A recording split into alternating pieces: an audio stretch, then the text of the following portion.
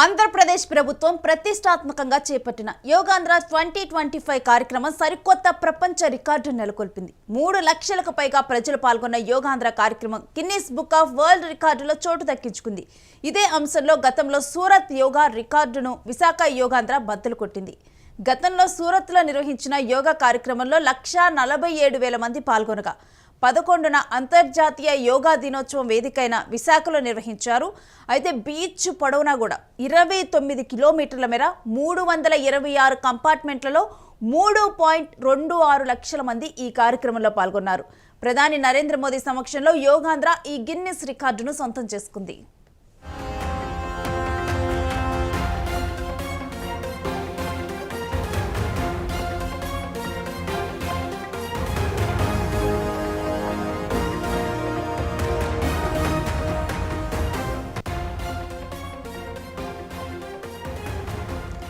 Yoga for one earth one health 11వ అంతర్జాతీయ yoga day కార్యక్రమం నినాదంగా మారింది. విశాఖ ఆర్కే బీచ్ నుంచి భోగాపురం వరకు లక్షలాది మంది ప్రజలు యోగాసనాలు వేశారు. ప్రధాని Modi, CM Chandrababu, deputy CM Pawan Kalyan, మంత్రి నారా లోకేష్ సహా పలువురు మంత్రులు పాల్గొని 45 నిమిషాల పాటు యోగాసనాలు వేశారు.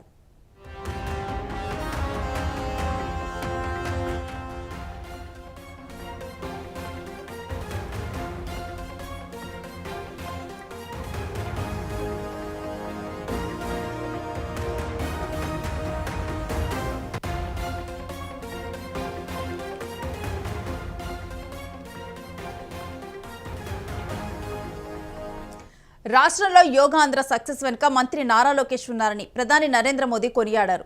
1.5 నెలల కాలంలో యోగాంధ్ర కార్యక్రమాన్ని దిగ్విజయంగా నిర్వహించడంలో కీలక పాత్ర పోషించారని నారా లోకేష్కు ప్రత్యేక అభినందనలని వ్యాఖ్యానించారు. నారా లోకేష్ చేసిన కృషి దేశవ్యాప్తంగా ఇలాంటి కార్యక్రమాల నిర్వహణలో ఒక నమూనాగా ఉంటుందని ప్రధాని తెలిపారు. ప్రపంచ దేశాలను, వ్యక్తులను యోగా ఏకం చేసిందని పేర్కొన్నారు. 10 సంవత్సరాల కిందట అంతర్జాతీయ యోగా దినోత్సవ ప్రతిపాదనకు 175 దేశాలు మద్దతిచ్చాయని గుర్తు చేసుకున్నారు.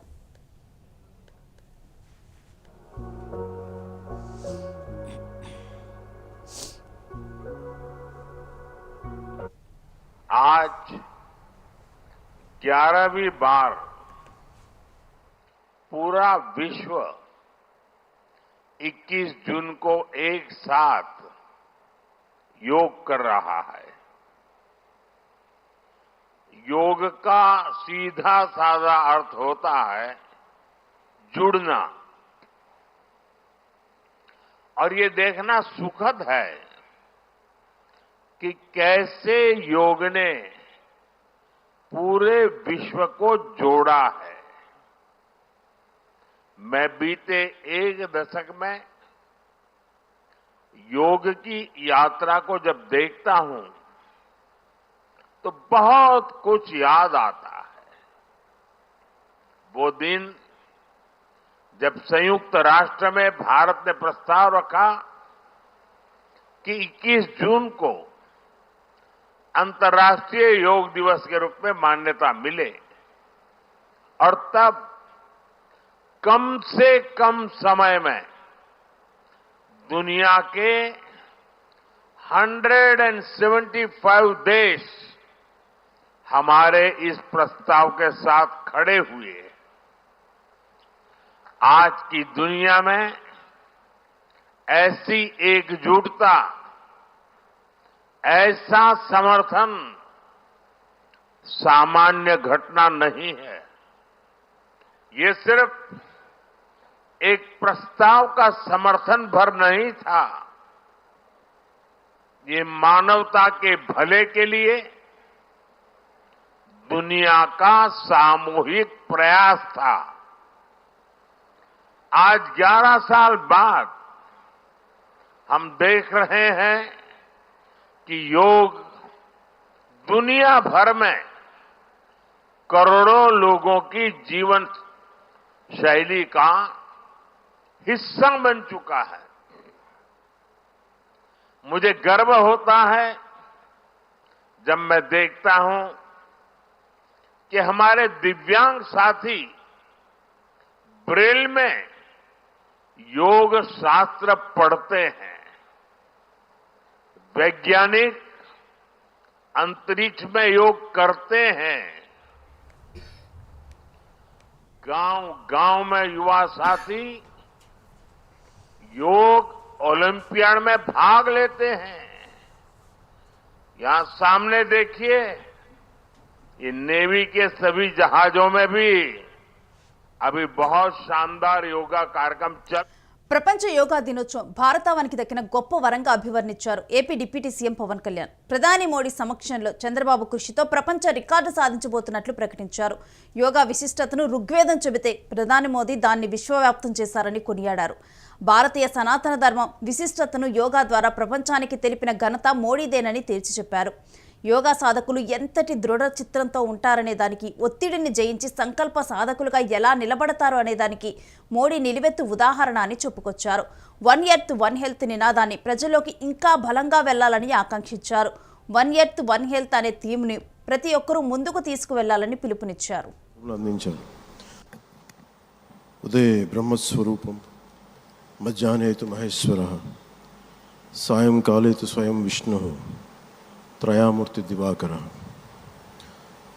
ముందుగా సూర్య భగవానునికి నమస్సుమాంజలి తెలియజేస్తూ, యోగ విద్యను అందించిన ఆదియోగి పరమశివునికి, ఆ మహాయోగ విద్యని మనకి పతంజలి మహర్షి యోగశాస్త్ర రూపంలో అందించారు.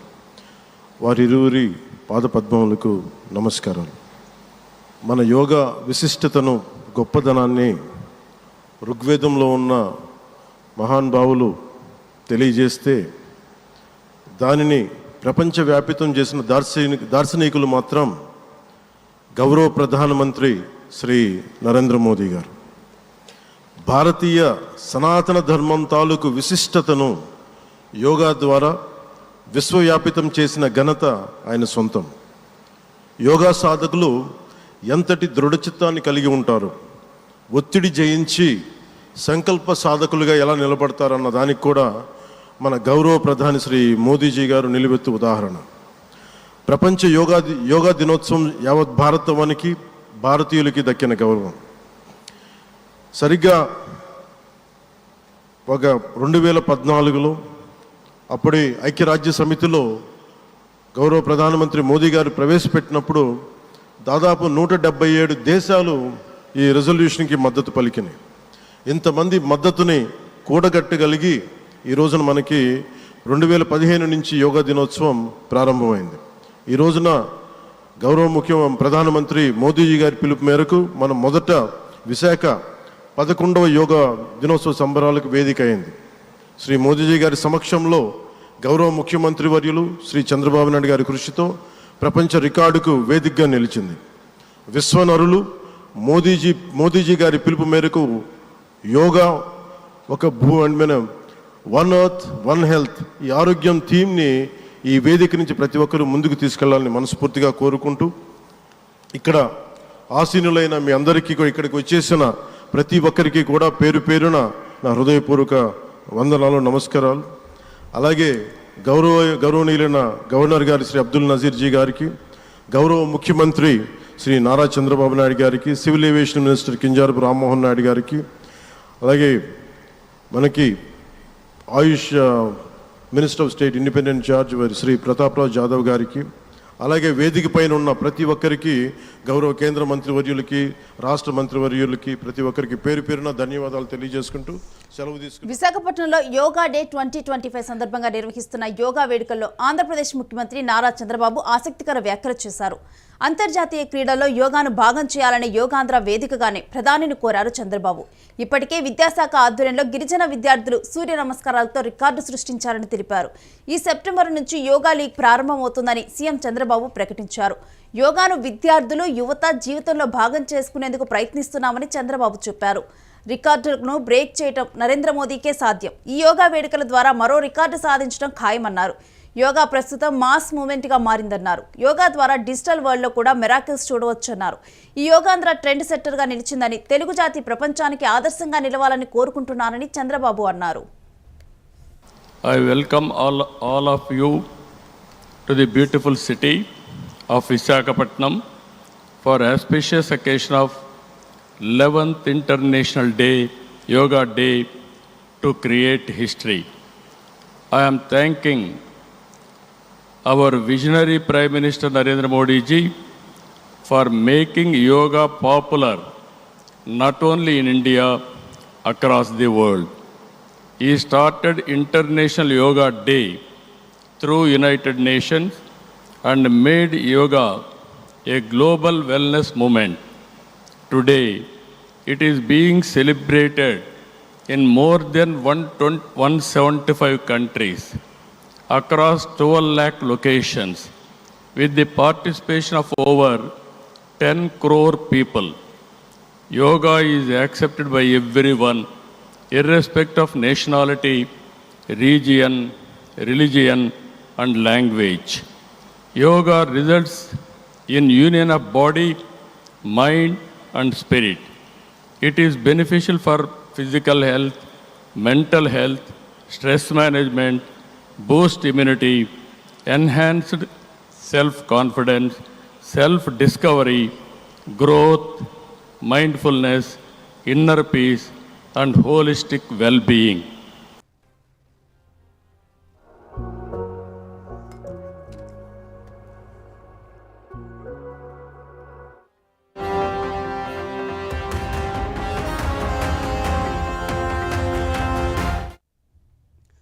సో యోగాని ప్రపంచానికి ఇచ్చింది భారతదేశము. ఇవాళ యోగాంధ్ర పేరుతో కూడా విశాఖ బీచ్ దగ్గర అయితే యోగాంధ్ర నిర్వహించారు. దీని ద్వారా ఇప్పటి వరకు ఉన్న గిన్నిస్ రికార్డును బ్రేక్ చేసి కూడా యోగాంధ్రలో ఇప్పుడు గిన్నిస్ రికార్డు సంపాదించుకుంది యోగాంధ్ర. అయితే ఒకేసారి కూడా దీంట్లో 3 లక్షలకు పైగా జనాలు అయితే ఇందులో పాల్గొనడం అనేది జరిగింది. మొత్తం కంపార్ట్మెంట్స్గా ఏర్పాటు చేసి కూడా అక్కడ యోగా నిర్వహించారు.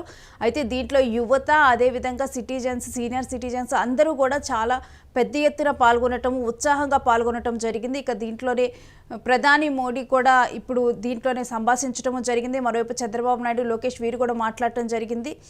అయితే తక్కువ కాలంలోనే యోగాంధ్రాన్ని చాలా బాగా నిర్వహించారు అని చెప్పి నరేంద్ర మోదీ కూడా లోకేష్ని ఉద్దేశించి మాట్లాడటం జరిగింది.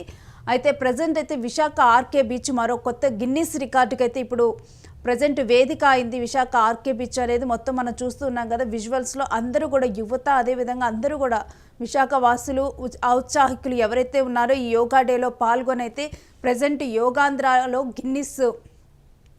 గిన్నిస్ రికార్డు నెలకొల్పడంలో వీరందరూ కూడా భాగమయ్యారు. అయితే దీంట్లో పాల్గొనేందుకైతే ఎవరెవరు ఎంతమంది వచ్చారనే దానికి కూడా ముందరగానే ఒక క్యూఆర్ కోడ్ని ఏర్పాటు చేశారు. క్యూఆర్ కోడ్ ఏర్పాటు చేయడం వల్ల, వాళ్ళు స్కాన్ చేయడం వల్ల వాళ్ళు దీంట్లో పాల్గొంటున్నట్లుగా కూడా అర్థమవుతుంది. సో దాని ద్వారా నెంబర్ అనేది నమోదవుతుంది.